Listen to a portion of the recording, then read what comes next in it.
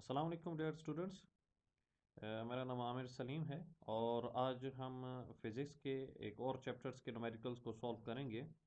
और वो चैप्टर्स हमारे पास वेव्स के हवाले से है। तो वेव्स के हवाले से सबसे पहले हम कुछ फार्मूलाज को देखेंगे और उससे रिलेटेड कुछ न्यूमेरिकल जो हैं वो आज सॉल्व करेंगे। और फिर इसकी सेकंड जो वीडियो होगी उसमें इसके बाकी न्यूमेरिकल्स को भी हम सॉल्व करेंगे। तो फर्स्ट न्यूमेरिकल्स की तरफ हम चलते हैं। बल्कि फर्स्ट न्यूमेरिकल की बजाय सबसे पहले हम फार्मूलाज को कुछ डिस्कस कर लेते हैं कि जो हमारे पास फार्मूलाज हैं तो वो आपके पास कौन से इसमें यूज़ हो सकते हैं और कौन सा फार्मूला किस चीज़ को रिप्रेजेंट कर रहा है। तो इस वक्त आपके पास सबसे पहला हमारे पास जो फार्मूला आया हुआ है वो है v is equal to S upon T, जो कि एक लिहाज से स्पीड का आपके पास फार्मूला है। यानी कि हम कह सकते हैं ये स्पीड ऑफ वेव्स का फार्मूला होगा कि कोई वेव्स जो है वो कितना डिस्टेंस कितने टाइम में कवर कर रही है। तो उसके लिए हम स्पीड ऑफ वेव्स का ये फार्मूला यूज़ करते हैं। तो एक और भी फार्मूला हमारे पास है, ये भी स्पीड ऑफ वेव्स का ही फार्मूला है, लेकिन इसमें जो रिलेशनशिप्स है वो डिफरेंट क्वांटिटीज़ की है। और उसमें एक फ्रीक्वेंसी हमारे पास आ रही है, यानी कि फ्रीक्वेंसी का रिलेशनशिप है, और एक लैम्डा है, मतलब वेव लेंथ का जो है वो हमारे पास रिलेशनशिप है। तो उस हवाले से हमारे पास ये फ्रिक्वेंसी स्पीड ऑफ वेव्स का फार्मूला मौजूद है। फिर एक और हमारे पास फार्मूला है जो इसी चैप्टर में इस्तेमाल होता है, तो जो कि म्यू हमारे पास मौजूद है। इसको हम इसके फार्मूले के हिसाब से ही इसको नाम देते हैं, यानी कि मास पर यूनिट लेंथ। मास पर यूनिट लेंथ का फार्मूला है जिसको म्यू से हम शो करते हैं। तो मास पर यूनिट लेंथ का मतलब ये है कि आपके पास कोई एक स्ट्रिंग है और उस स्ट्रिंग के साथ अगर कोई मास लटका हुआ है तो उस पर यूनिट लेंथ में उसके ऊपर उसका कितना अफेक्ट आ रहा है, कितनी टेंशन उसमें प्रोड्यूस हो रही है, तो उसको हम फाइंड करते हैं। या आपके पास कोई स्प्रिंग हो और वहाँ पर एक लिहाज से जितना मास हो तो उसके ऊपर कितना इम्पैक्ट आ रहा होता है। या कोई मीडियम है, एयर मीडियम है, और पर यूनिट लेंथ में जब उसमें वेव ट्रेवल होती है तो कितनी उसके अंदर रेयर फ्रैक्शंस होगी या कंप्रेशन एक लिहाज से प्रोड्यूस हो रही होती है। तो उस हवाले से हम इस फार्मूले को यूज़ करते हैं। और इसके नीचे फिर यही मास पर यूनिट लेंथ मौजूद है, और टी फोर यहाँ पे टेंशन है, टाइम नहीं होगा, टी फोर टेंशन, और वी फोर हमारे पास वही स्पीड ऑफ लाइट होगी। फिर एक और स्पीड ऑफ लाइट का फार्मूला आपके पास है जिसमें पी फोर प्रेशर है, और इस रो का मतलब हमारे पास डेंसिटी है, और ये हमारे पास स्पेसिफिक हीट को रिप्रेजेंट करता है। देखिए ये वाला फार्मूला हमने ड्राइव किया हुआ है लेप्लास करेक्शन के हवाले से। जब न्यूटन के फार्मूले में करेक्शन की गई, लेप्लास ने की थी, तो हम लेप्लास करेक्शन उसमें हमने हीट को ऐड किया था। जबकि अकॉर्डिंग टू न्यूटन जो है उसमें से प्रेशर वॉल्यूम्स में आपके पास साउंड की वजह से चेंज आता है, जबकि हीट में कोई चेंज नहीं आता। लेप्लास ने इसकी करेक्शंस की और उसमें स्पेसिफिक हीट को भी इंक्लूड किया, तो जिसकी वजह से जो एरर था वो मिनिमाइज हो गया था। तो जो साउंड की स्पीड का एरर आ रहा था वो मिनिमाइज हुआ था। तो उसलिए हमने ये वाला आपके पास फार्मूला भी इसमें लिखा हुआ है जो कि इससे न्यूमेरिकल भी होंगे। फिर ये बीट्स के हवाले से भी न्यूमेरिकल्स है। ये आपके पास लास्ट जो ये तीन फार्मूलाज आपको नज़र आ रहे हैं इनसे न्यूमेरिकल्स भी आगे होंगे। तो ये डॉपलर इफेक्ट के हवाले से हैं। डॉपलर इफेक्ट्स मींस आपके पास जो एक लिहाज से वेवलेंथ में चेंज आता है लिसनर, और इसके अलावा जो सोर्स ऑफ साउंड है कि मूवमेंट की वजह से जो वेवलेंथ में चेंज आता है, जो फ्रिक्वेंसी में चेंज आता है, तो उसको हम डॉपलर इफेक्ट कहते हैं। क्योंकि अगर कोई साउंड सोर्स जो है वो किसी लिसनर की तरफ मूव करके जा रही है तो आहिस्ता आहिस्ता उसको ज़्यादा साउंड की इंटेंसिटी सुनाई देगी। तो इसका मतलब है फ्रिक्वेंसी में इजाफा होगा। फ्रिक्वेंसी में इजाफे का मतलब है वेवलेंथ में कमी आना शुरू हो जाएगी। तो इस तरह की रिलेशनशिप जो है वो इस टॉपिक में डिस्कस की जाती है, इसको हम डिटेल में भी थ्योरी के अंदर हम इसको स्टडी करते हैं और उनके फार्मूलाज को भी ड्राइव करते हैं। तो उसी हवाले से ये फार्मूलाज आपके पास मौजूद हैं। तो ये कुछ फार्मूलाज हैं वेव्स के, इसके अलावा भी और भी हो सकते हैं, लेकिन इन्हीं से रिलेटेड हमने न्यूमेरिकल्स को सॉल्व करना है। तो अब हम चलते हैं फर्स्ट न्यूमेरिकल्स की तरफ।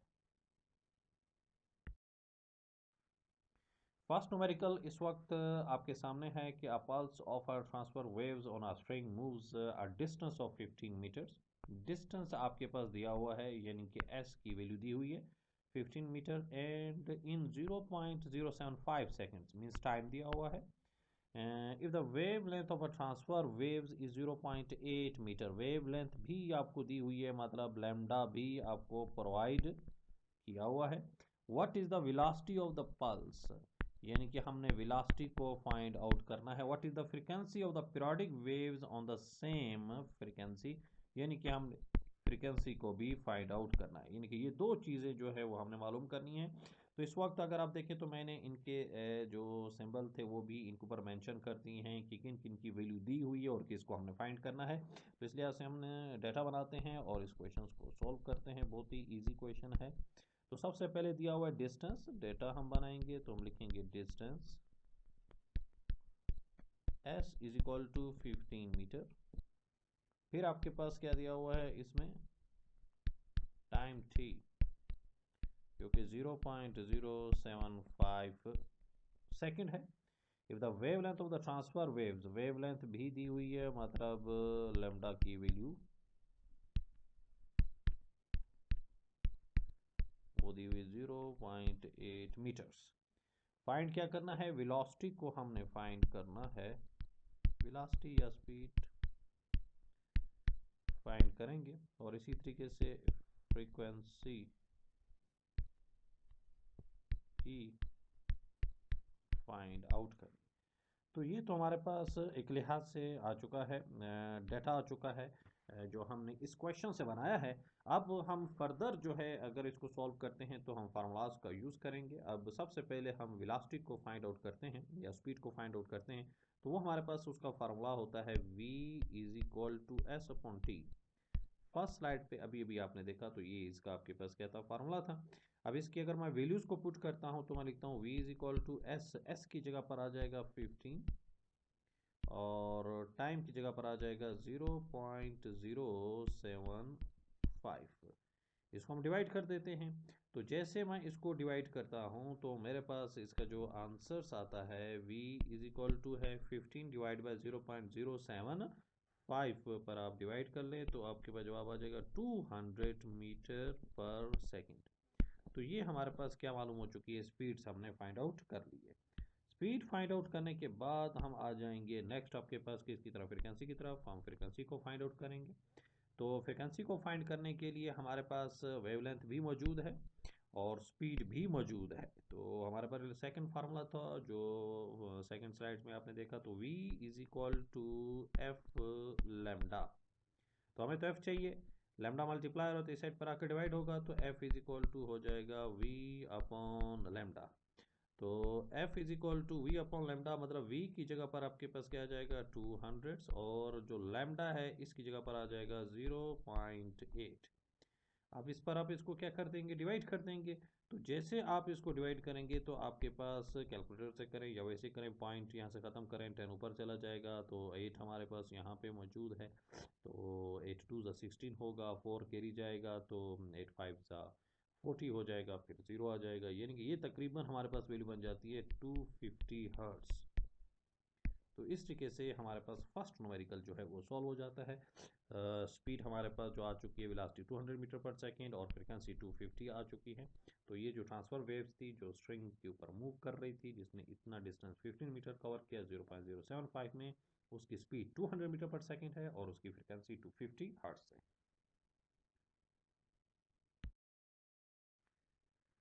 सेकेंड न्यूमेरिकल हमारे पास इस वक्त आपके सामने, what is the wavelength of electromagnetic waves, मालूम किसको करना है, वेव लेंथ को क्वेश्चन मार्क लगा देता हूँ। और when it's frequency, frequency means F जो है वो आपको दी हुई है और 600 दी हुई है और स्पीड मतलब वी भी आपको दिया हुआ है। तो बहुत ही सिंपल सा फार्मूला लगेगा, अभी अभी हमने पिछले न्यूमेरिकल के सेकंड पार्ट में ही फार्मूला यूज़ किया, V is equal to F lambda. तो हम इसका डेटा बना लेते हैं। तो डेटा में हमने जो फाइंड करना है वो हमारे पास है वेव लेंथ, इसको फाइंड करना है। और फिर हमारे पास फ्रीक्वेंसी है इसकी, f is equal to 600 kilohertz. थोड़ा चेंज कर देते हैं इसको, 600 है। किलो की वैल्यू हो जाएगी 10⁻³ हर्ट्स। और फिर इसके बाद हमारे पास स्पीड आपको दी हुई है, स्पीड मीन्स v, 3 × 10⁸ मीटर पर सेकेंड से। अब हम आते हैं नेक्स्ट आपके पास इसके फार्मूले की तरफ। तो फार्मूला हमारे पास सिंपल है, v = f लैम्डा। मालूम किसको करना है? लैम्डा को। तो लैम्डा = हो जाएगा v/f, क्योंकि f मल्टीप्लाई हो रहा था तो इस साइड पर v के नीचे डिवाइड हो गया। अब इसके बाद हम इसमें क्या कर लेंगे, वैल्यूज़ को पुट कर देंगे। तो लैम्डा मैं लिखता हूँ और v की वैल्यू मेरे पास मौजूद है, वो है 3 × 10⁸ और फ्रिक्वेंसी की वैल्यू मेरे पास है कितनी है, 600 से × 10⁻3। इसको मैं थोड़ा सा और सिंप्लीफाई करता हूँ ताकि मेरे लिए कटिंग थोड़ी सी आसान हो जाए। 3 × 10⁸ करता हूँ, इसको कर देता हूँ 6 × 10⁻5। क्यों? क्योंकि मैंने ये 2 जीरो भी 10⁻ में कन्वर्ट कर दिए हैं। तो 10⁻3 का मतलब 3 जीरो थे, 2 जीरो और मिल गए तो 10⁻5 हो गया। इसलिए क्या देखिए कटिंग आसान हो रही है यहाँ पे। कैसे आसान हो रही है कि 3 1 ज़ा 3 और 3 2 ज़ा 6, और 1 को 2 पे अगर आप डिवाइड करते हो तो आपके पास जो आंसर आ जाएगा वो आ जाएगा 0.5। और यहाँ पर 8 में से 5 अगर आप निकाल लेते हो तो 10⁻3 बच जाएगी। एक तो ये भी जवाब आ गया। बाकी अगर हम आपके पास क्वेश्चंस के आंसर्स जो दिया हुआ है उसके मुताबिक सॉल्व करते हैं, 10⁻3 का मतलब है 1000 से हम इसको मल्टीप्लाई करते हैं, 0.5 मल्टीप्लाई बाय 1000, तो ये आपके पास आ जाएगा 500 मीटर्स। तो ये हमारे पास सेकंड क्वेश्चंस का आपके पास क्या आ जाता है, आंसर आ जाता है। तो सेकंड क्वेश्चन हमारे पास था जिसमें हमने वेवलेंथ को फाइंड करना था, फ्रीक्वेंसी दी हुई थी और स्पीड भी दी हुई थी। तो नेक्स्ट क्वेश्चंस की तरफ चलते हैं। नेक्स्ट क्वेश्चन हमारे पास है, a steel wire 80 centimetre long, length आपके पास दी हुई है और कितनी लेंथ आपके पास दी हुई है, 80 सेंटीमीटर्स। और फिर इसके बाद हमारे पास मास भी दिया हुआ है, मास आपके पास कितना दिया हुआ है, 8 ग्राम। ठीक हो गया। और टेंशन भी दी हुई है, और कितनी टेंशन दी हुई है, 110 न्यूटन। क्यों? Tension is the force and the unit of force is Newton, so the unit of tension is also Newton's. What is the speed, मालूम किसको करना है, स्पीड ऑफ ट्रांसफर वेव्स को फाइंड करना है। तो हमने सेकंड स्लाइड में कुछ फार्मूला देखे थे मास पर यूनिट लेंथ के हवाले से, तो ये वहाँ वो वाले फार्मूले यहाँ पे यूज होंगे। तो सबसे पहले तो मैं बना लेता हूँ कुछ डेटा। डेटा में मेरे पास लेंथ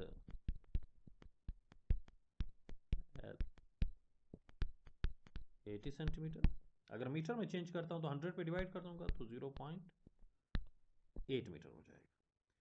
मास भी कुछ इसी तरह का दिया हुआ है, m = 8 ग्राम दिया हुआ है। केजी में चेंज करेंगे तो 1 किलोग्राम में 1000 केजी होते हैं, 1000 केजी। तो 1000 पे जैसे आप इसको डिवाइड करेंगे तो 0.08 केजी हो जाएगा। इफ द टेंशन दी हुई है, टेंशन मीन्स T, जो कि 110 न्यूटन है। ठीक है ना। फिर स्पीड हमने मालूम करनी है, इसमें v को हमने क्या करना है, फाइंड आउट करना है। तो हमारे पास जो स्पीड का फार्मूला था, अगर मैं उसके फार्मूले को लिखता हूं तो वो था v = हमारे पास था tension upon mass per unit length. ये था हमारे पास, ये हमारे पास इक्वेशन है जिसके जरिए से हमें स्पीड को मालूम करना है। तो टेंशन तो मौजूद है लेकिन मास पर यूनिट लेंथ की वैल्यू नहीं है, लेकिन यहाँ पर डेटा में मास भी दिया हुआ है और लेंथ भी दिया हुआ है। तो सबसे पहले हम इसको फाइंड कर लेते हैं। तो इसको जैसे मैं फाइंड आउट करता हूँ तो मेरे पास जो एक लिहाज से रिलेशनशिप बनती है तो वो है इस तरीके से, = मास पर यूनिट लेंथ, यानी कि m/l हमारे पास आ जाएगा। इसकी वैल्यूज़ को पुट कर देता हूँ मैं। तो म्यू = मास कितना दिया हुआ है, मास दिया हुआ है आप देखें तो 0.008 दिया हुआ है, और लेंथ कितनी दी हुई है, वो सिंपल 0.8 दी हुई है। इन दोनों को अगर हम डिवाइड करते हैं तो हमारे पास जो वैल्यूज़ आ रही है, तो क्योंकि ऊपर वाली वैल्यू छोटी है तो ऑटोमेटिकली जो हमारे पास आंसर्स है वो पॉइंट्स में जाएगा, तो 8 से वैसे भी कैंसिल हो रहा है। लेकिन नीचे आपके पास 1000 है, ऊपर 10 है, तो अगर आप उसको डिवाइड करते हो तो ये कोई जवाब हमारे पास आ जाता है 0.01 kg पर मीटर। तो ये तो हमने निकाल लिया आंसर्स इसका, जो कि हमारे पास मास पर यूनिट्स लेंथ है, इनको डिवाइड करने के बाद हमारे पास इसका ये आंसर आया। अब नेक्स्ट अगर हम देखें तो हमने मालूम तो करना था स्पीड, और स्पीड को जब हमने फाइंड करना था तो हम इसी में लिख सकते हैं कि हमने क्योंकि स्पीड को मालूम करना है तो फ्रॉम इक्वेशन 1 जो फर्स्ट हमने लिख दी थी वो हमारे पास है v is equal to tension upon mu naught, और v is equal to tension में कितनी वैल्यू हमारे पास दे रहा है 110, तो वही लिख देंगे 110 न्यूटन, और नीचे म्यू है और म्यू की वैल्यू अभी अभी हमने निकाली 0.01 और अंडर रूट है। अब इसी को हम सॉल्व कर लेते हैं तो आपके पास तो हमारे पास जो आंसर आता है 110 को 0.01 पे आप डिवाइड करोगे तो ये तो हमारे पास क्या कहते हैं पॉइंट है, इसके नीचे आपके पास अगर पॉइंट ख़त्म करते हो तो नीचे वैसे 100 आता है, ये 100 ऊपर जाकर मल्टीप्लाई हो जाएगा, तो कुछ वैल्यू इस तरह की बन जाएगी 11,000। ठीक हो गया। अच्छा 11,000 का भी हमने क्या ले लेना है, अंडर रूट लेना है, तो v इज इक्वल टू अगर मैं इसका लेता हूँ तो तकरीबन मेरे पास जो इसका आंसर आता है वो 105 मीटर पर सेकंड आ जाता है, इसी के अराउंड आ जाता है अप्रॉक्सीमेटली, तकरीबन वो 104.9 राउंड ऑफ करो तो 105 ही हो जाएगा हमारे पास। तो इस तरीके से हमने इसकी वेलोसिटी को क्या कर लिया है, फाइंड आउट कर लिया है, मतलब स्पीड को फाइंड किया है। किसकी स्पीड को फाइंड किया, ट्रांसवर्स वेव्स की जो स्ट्रिंग के ऊपर ट्रेवल कर रही थी। लेंथ एक था आपके पास स्टील था और स्टील वायर थी, उसकी लेंथ 80 सेंटीमीटर थी, यानी कि स्टील वायर है 80 सेंटीमीटर है, और इसका मास जो था वो 8 ग्राम था हमारे पास इस स्टील वायर का यहाँ से यहाँ तक, और इसमें जो टेंशन थी वो 110 न्यूटन थी। और जब इसके ऊपर ट्रांसफर वेव्स को हमने ट्रेवल किया तो अब उसकी स्पीड मालूम करनी थी कि कितनी स्पीड के साथ ट्रांसफर वेव ट्रेवल कर सकती है, तो हमने कहा कि 105 मीटर पर सेकंड के हिसाब से जो है उसकी स्पीड यहाँ पे मौजूद होगी। तो इस तरीके से ये हमारा पर न्यूमेरिकल सॉल्व होता है। तो नेक्स्ट न्यूमेरिकल की तरफ चलते हैं। नेक्स्ट न्यूमेरिकल्स हमारे पास है, क्वेश्चन नंबर 4 है, what is the speed of sound in a diatomic ideal gas that has density, यानी कि क्या दी हुई है, डेंसिटी हमारे पास इस वक्त इसकी प्रोवाइड की हुई है, और डेंसिटी को हमने रो से शो किया हुआ है, एंड द प्रेशर पी भी आपको दिया हुआ है, और स्पेसिफिक हीट की वैल्यू भी हमें प्रोवाइड की हुई है। तो मालूम क्या करनी है, what is the speed, speed को हमने फाइंड आउट करना है। तो इस तरह का भी हमने फार्मूला देखा हुआ है जिसमें ये सारी चीज़ें मौजूद थी। तो सबसे पहले हम डेटा बना लेते हैं। तो जैसे डेटा बनाते हैं तो मालूम क्या करना है, शुरू में ही मौजूद है स्पीड ऑफ साउंड, v को हमने फाइंड करना है, और डेंसिटी जो है वो हमारे पास दी हुई है इसकी, यानी कि रो इज इक्वल टू 3.50 है, kg है, और पर मीटर क्यूब है, वॉल्यूम का यूनिट हो जाता है। फिर प्रेशर्स भी आपके पास यहाँ पे दिया हुआ है तो उसको भी हमने सॉल्व करना है। तो प्रेशर P जो है वो इज इक्वल टू है 215 किलो पास्कल, तो किलो की वैल्यू हम लगा देते हैं, किलो 10⁻³ होता है, 3 पास्कल हो जाएगा। और फिर हमारे पास स्पेसिफिक हीट की वैल्यू भी दी हुई है फॉर डायटोमिक गैस, और वो है 1.40 हमारे पास। तो सबसे पहले हम अभी इसके फार्मूले की तरफ आते हैं और इसका फार्मूला हम यूज़ करते हैं। तो जो हमारे पास इसका फार्मूला था वो था v is equal to, according to formula v is equal to gamma और p upon rho means density, ये हमारे पास चीज़ें मौजूद थी। अब इसमें हम वैल्यूज़ को पुट कर देते हैं। तो वैल्यू को मैं जैसे पुट करता हूँ v इज इक्वल टू लिखता हूँ, और स्पेसिफिक हीट की वैल्यू है 1.40, और मल्टीप्लाई बाय प्रेशर से, प्रेशर का वैल्यू है 215 मल्टीप्लाई बाय 10⁻³ और फिर डिवाइड में हमारे पास आ रहा है डेंसिटीज़ की 3.50 मौजूद है। जो हमारे पास एक डाई एटॉमिक गैस है उसकी डेंसिटी 350 जो है वो एक लिहाज से केजी पर मीटर क्यूब हमारे पास मौजूद है। तो सबसे पहले तो हम ऊपर वाली वैल्यूज़ को आपस में क्या कर देते हैं, मल्टीप्लाई कर देते हैं। तो 1.40 को 215 से आपने मल्टीप्लाई करना है by the help of calculators, then the result equal to 301 multiply by 10 as power 3 and divide by 3.50 हमारे पास आंसर आ चुका अभी तक।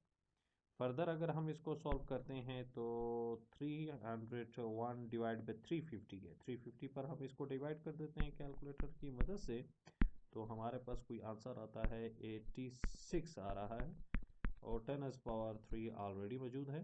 इस 10 पावर 3 को अगर मैं इसके साथ सॉल्व कर लेता हूँ तो ये हो जाता है 86 और 3 0 लगा दिया मैंने, यानी कि 86,000 हो गया। इसका अंडर रूट्स ले लेते हैं तो तकरीबन अप्रोक्सीमेटली जो वैल्यू आ जाती है वो 293 मीटर पर सेकंड आती है। अगर आप इसके कैलकुलेटर के जरिए अंडर रूट लेंगे तो ये हमारे पास वैल्यू तकरीबन आ जाती है। तो ये हमारे पास रिक्वायर्ड वैल्यू भी थी 293, तो उसको हमने फाइंड आउट कर लिया है। तो इस तरीके से हमारे पास न्यूमेरिकल नंबर 4 भी सॉल्व हो चुका है। अब हम नेक्स्ट न्यूमेरिकल्स की तरफ चलते हैं।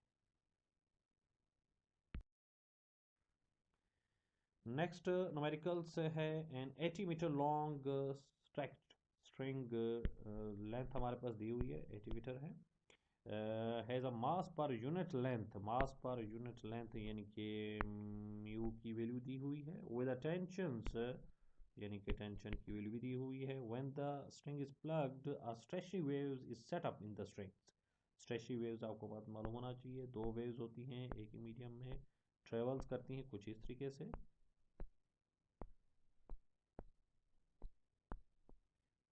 यूँ आपके पास एक लिहाज से ट्रेवल कर रही हैं।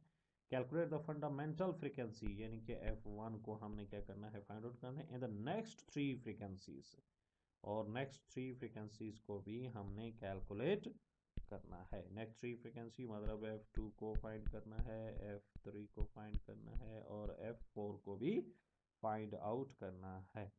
तो ये हमारे पास मौजूद हैं जिनको हमने क्या करना है, फाइंड करना है। तो अब हम इसी का डाटा बनाते हैं और इसी डाटा में देखते हैं कि हमने किन किन चीज़ों को फाइंड करना है। देखिए सबसे पहले तो हमारे पास इसमें जो डाटा में चीज़ें दी हुई हैं वो मैं मेंशन कर लेता हूँ। लेंथ आपको दी हुई है L है इज इक्वल टू 80 मीटर। फिर इसके बाद मास पर यूनिट लेंथ भी दिया हुआ है, उसको हम लिख लेते हैं मास पर यूनिट लेंथ, जिसको हम म्यू से शो करते हैं। 9 मल्टीप्लाई बाई 10 पावर -3 है, केजी है, पर मीटर है। फिर टेंशन भी दी हुई है 20 न्यूटन है। When the string is plugged, stretchy waves is set up in the string. Calculate the fundamental frequencies. Sorry. Calculate the fundamental frequency मालूम करनी है हमने। तो मतलब हमने फ्रीक्वेंसी, फर्स्ट फ्रीक्वेंसी जो है वो फाइंड आउट करनी है F1, और फिर नेक्स्ट भी मालूम करनी है यानी कि F2 को भी फाइंड आउट करना है, F3 भी फाइंड आउट करनी है और F4 भी फाइंड आउट करनी है। तो ये तो हमारे पास डेटा आ चुका है जो यहाँ पे आपके पास मौजूद है। तो अब अगर हम इसके फार्मूले को देखें तो जो स्ट्रेची वेव्स है, स्ट्रेची वेव्स के हवाले से अगर हम इसका फार्मूला देखते हैं तो उसको अगर हम कैलकुलेट करते हैं तो हमारे पास देखें जो फार्मूला होता है सिंपल सा, अगर मैं थोड़ी सी कैलकुलेशन यहाँ पे कर लूँ समझाने के लिए, तो वो हमारे पास है V is equal to F lambda. V is equal to किसके बराबर होता है, एफ लेमडा के बराबर होता है। तो F जो हमारे पास है वो हमने फाइंड करना है 1, तो F1 is equal to V upon lambda हो जाएगा। अब लेमडा की वैल्यू यहाँ पे दी नहीं हुई है, लेकिन आपके पास जो 80 मीटर लॉन्ग स्ट्रेच स्ट्रिंग है उसकी लेंथ दी हुई है, यानी कि जो हमारे पास स्ट्रेच एक स्ट्रिंग थी, एक धागा था, उसकी वैल्यू दी हुई। अब उसमें स्टैशी सेटअप होती है तो वो इस तरीके से सेटअप होगी आपके पास। अब उसका एक तरीकाकार होता है कि हम ये देखते हैं कि यहाँ से यहाँ तक आपके पास जो वैल्यू बनती है जिसको हम फर्स्ट फंडामेंटल फ्रिक्वेंसी कहेंगे, जो पहले लूप की होगी, क्योंकि फर्स्ट लूप है तो फर्स्ट लूप हमारे पास जो है उसकी फ्रिक्वेंसी को हम फंडामेंटल फ्रिक्वेंसी कहते हैं। तो उसको अगर हम देखें तो ये यहाँ से ये हाफ वेव बन रही है, इधर से इधर तक हाफ वेव है। तो हाफ वेव्स आपके पास मतलब ये हो सकता है कि हम उसकी जो लेंथ लेते हैं, हम कहते हैं लेंथ इज इक्वल टू होगा लैम्डा बाय 2। ये 2 इधर डिवाइड हो रहा है, इधर जाकर मल्टीप्लाई हो जाएगा, तो लैम्डा इज इक्वल टू क्या हो जाएगा 2l। तो इसलिए इधर हमारे पास आ जाएगा F1 is equal to V upon 2l। ये फर्स्ट फ्रिक्वेंसी का फार्मूला बन जाता है, ठीक है ना। ये हमने क्या निकाल लिया, इसका फार्मूला निकाल लिया। अब इसमें हमें क्या क्या चीज़ें ज़रूरत हैं। अब इसमें हमें लेंथ की ज़रूरत है जो कि 80 मीटर्स दी हुई है, वो हम पुट कर सकते हैं।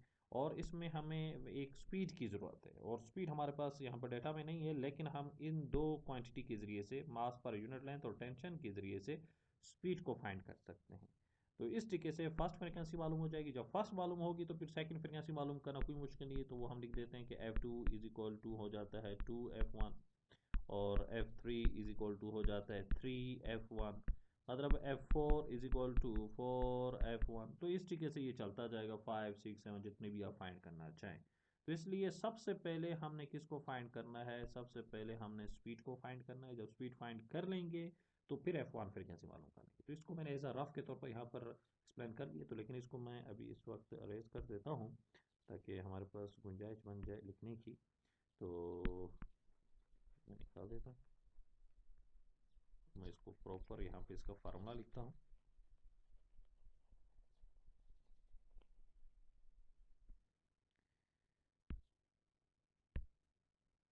देखिए अभी इसी में सबसे पहले ये चीज़ मैं यहाँ पर फिर भी लिख देता हूँ, लेंथ इज इक्वल टू हमारे पास होगा लैम्डा बाय 2। कहाँ से, यहाँ से यहाँ तक लैम्डा बाई 2, और ये भी इसी तरह लैम्डा बाई 2 होगा, और आगे भी लैम्डा बाई 2 ही होंगे सारे। तो इसलिए लैम्डा इज इक्वल टू किसके बराबर हो जाएगा, 2l के बराबर हो जाएगा। किसके बराबर होगा, 2l के। ये फ्रिक्वेंसी को जब हम फाइंड कर रहे होते हैं। और फिर इसी के बाद हमने आगे ये लिखा कि क्योंकि हमें तो फ्रिक्वेंसी चाहिए, f is equal to V upon lambda. तो फिर मैंने यहाँ पे लिखा था f is equal to V upon lambda की जगह पर 2l लिख दिया था। तो अब हमें v चाहिए, क्या चाहिए, सबसे पहले v चाहिए, और उसके बाद हमें बाकी चीज़ें चाहिए। इसलिए मैं सबसे पहले v को मालूम करता हूँ। तो v मेरे पास इज इक्वल टू होती है, जो इसका फार्मूला हमारे पास है वो है टेंशन अपॉन म्यू नॉट। अब इसी को मैं सॉल्व कर लेता हूँ। तो v है इज इक्वल टू है टेंशन, टेंशन की जगह पर आ जाएगा 20, और म्यू नॉट की जगह पर आ जाएगा 9 मल्टीप्लाई बाई 10⁻⁻3। इसको सॉल्व कर लेते हैं। तो v को v आया, 20 को 9 पे डिवाइड कर देंगे तो हमारे पास समथिंग कुछ ऐसी वैल्यू आ जाती है 2.222, ऐसे मतलब चलता जाता है। और 10⁻⁻3 है तो ऊपर आकर क्या हो जाएगा, +3, और अंडर रूट आ गया। 20 को 9 पे डिवाइड कर दिया तो ये हमारे पास आंसर है। अब ये +3 है, या तो हम इसको इस बार में कन्वर्ट करें तो फिर सॉल्व करें, या फिर हम इसको मल्टीप्लाई कर दें। मैं इस वक्त इसको मल्टीप्लाई कर रहा हूँ। 10⁻3 है तो 1000 है, 1000 से इसको मल्टीप्लाई कर लूँगा तो ये 0.3 डिजिट मूव कर जाएगा, मतलब कुछ वैल्यू यू बन जाएगी। अगर एक और पॉइंट भी 2 लगा दूँ तो कोई इशू नहीं है। जैसे इसका हम अंडर रूट लेते हैं तो हमारे पास जवाब आ जाता है 47.15 मीटर पर सेकेंड। तो ये मेरे पास स्पीड आ चुकी है। अब मैं इस फ्रिक्वेंसी को मालूम कर सकता हूँ, जो मेरे पास ऊपर ये वाला आपके पास दिया हुआ है फार्मूला। तो अब इसकी कैलकुलेशंस हो सकती है ये। तो अब फ्रिक्वेंसी को हमने फाइंड करना है, तो हम लिखते हैं कि F1 frequency is equal to है V अपॉन 2l है। तो F1 की वैल्यू को फाइंड करने के लिए स्पीड हमने अभी मालूम की 47.15 है, ये 2 आ गया। और लेंथ हमारे पास कितनी मौजूद है, 80 मीटर से, तो 80 हम लिख लेते हैं। तो इसको अब अगर मज़ीद सिंप्लीफाई हम करते हैं तो हम लिखते हैं कि F1 इज इक्वल टू है 47.15। 2 को 80 से मल्टीप्लाई करेंगे तो 160 आ जाएगा, और 160 को जब हम डिवाइड करते हैं तो F1 की वैल्यू हमारे पास हो जाती है कोई 0.2 295 हर्ट्स। अगर आप इसको डिवाइड करेंगे तो ये जवाब आ जाए। ये हमारे पास फर्स्ट आंसर आपके पास आ चुका है। फिर इसी के बाद अभी सेकंड जब फ्रिक्वेंसीज मालूम करनी है, बाकी जितनी भी इसकी फ्रिक्वेंसीज हैं, तो अगर मैं F2 मालूम करता हूँ तो मैंने आपको शुरू में ही बता दिया कि आप 2F1 कर लेंगे, यानी कि 2 मल्टीप्लाई बाय 0.295। तो जैसे आप मल्टीप्लाई करते हो तो तकरीबन 0 पॉइंट आपके पास 59 हर्ट्स आ जाता है। फिर इसी तरीके से आप अभी इसके आगे जो थर्ड है, आप उसको मालूम करना चाहें तो उसको भी मालूम कर सकते हैं। F3 है तो वो 3F1 हो जाएगा, और 3 मल्टीप्लाई बाय 0.295 के साथ मल्टीप्लाई करेंगे तो आपके पास आंसर कोई आ जाएगा 0.885 हर्ट्स आ जाता है। तो इस तरीके से ये भी सॉल्व हो जाता है। फिर अगर हम इसी के बाद नेक्स्ट को अगर हम फाइंड आउट करते हैं तो हमारे पास है F4 है, और वो हो जाता है 4F1, यानी कि 4 मल्टीप्लाई बाय 0.295। तो ये जवाब को आ जाता है 1.18 हर्ट्स के बराबर। तो इस तरीके से F1 भी फाइंड हो चुकी है, F2 भी हो चुकी है, F3 भी हो चुकी है, और F4 भी हो चुकी है। तो मालूम भी हमने ये करना था, फर्स्ट फंडामेंटल फ्रिक्वेंसी मालूम करनी थी, सेकंड, थर्ड एंड फोर्थ को भी फाइंड करना था। चारों को हमने फाइंड कर लिया, लेकिन उसके लिए हमने सबसे पहले किसको फाइंड किया है, वेलोसिटी को, स्पीड को। और बाकी इसकी जो एक्सप्लेनेशन थी वो मैंने आपको बताई है रफ के तौर पर, जिसको मैंने अरेज किया हुआ है, तो आपको इसी में आपके पास नज़र आ जाएगा। तो इस तरीके से हमारे पास ये कुछ न्यूमेरिकल जो हैं वो वेव्स के हवाले से थे, वो हमने सॉल्व किए हैं। और इसकी जो सेकंड वीडियो है वो भी मैं इसी के चैप्टर के हवाले से उसको भी अपलोड कर लूँगा। और उसके अलावा अगर आपको इसमें कोई चीज़ ना समझ आए तो बेशक आप बेझिझक जो है कमेंट्स के ज़रिए से पूछ सकते हैं। तो इंशाल्लाह मैं कोशिश करूँगा कि आपके जो भी कन्फ्यूजन हो उसको दूर कर सकूँ। तो लिहाजा अल्लाह हाफ़िज़, थैंक यू।